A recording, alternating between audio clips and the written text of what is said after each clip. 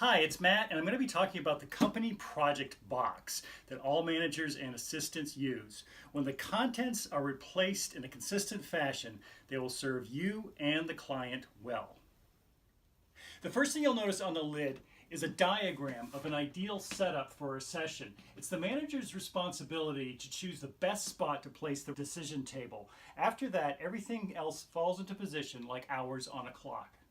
We will give the client just two easy instructions. One, everything goes in one direction, clockwise, and two, nothing stays on the table.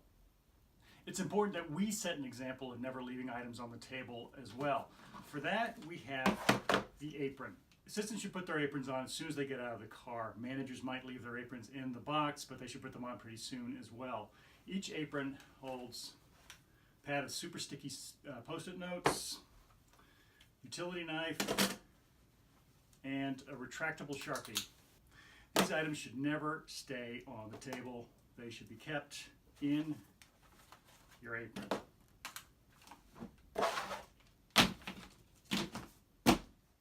Now, the setup inside the box might seem overly particular, but it's because if one item is off, it can throw the whole box off. There's two layers. I'm going to remove the top layer so we can look at what's going on the bottom.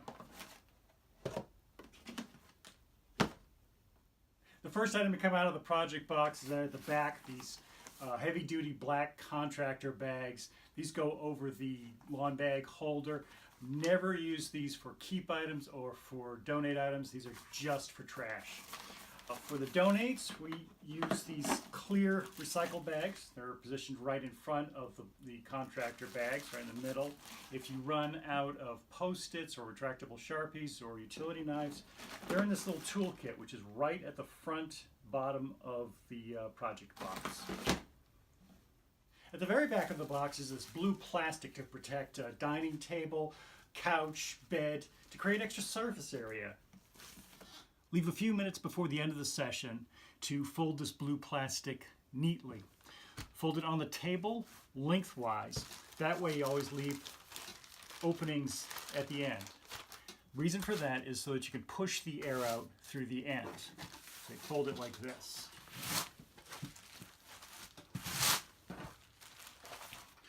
This way you're keeping it nice and flat so that it will fit in the box with everything else.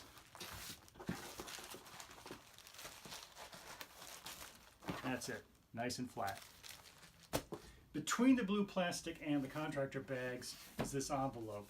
These are the zone signs, and they should be hung according to the diagram on the lid as soon as you hang up the trash bag.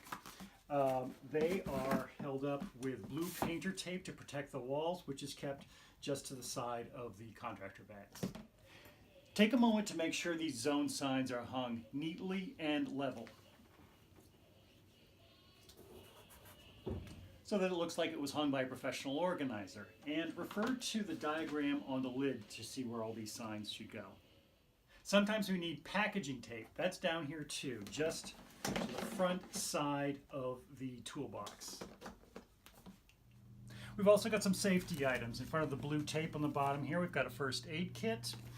Moving up to the top layer, we've got, for the dirtier jobs, a set of dust masks. Also on the top layer, a box of larger protective gloves. Keep the smaller gloves stuffed in the back of the dust masks here. Other top layer items include large Ziploc bags and small Ziploc bags at the front on top of the toolbox. Large ones we use for tangled cords and for paper management before we're ready to commit to files. Smaller ones are great for small things like business cards and loose change. Finally, for the managers, there's the clipboard, which you keep on the side of the box. It may sound silly, but an easy way to appear authoritative is by holding a clipboard. You can print out today's notes, which you just put on the clipboard. Then when you greet the clients, you review them, and that way you're on the same page for the day. As organizing experts, we should be able to provide the client with recommendations and maybe homework at the end of the session.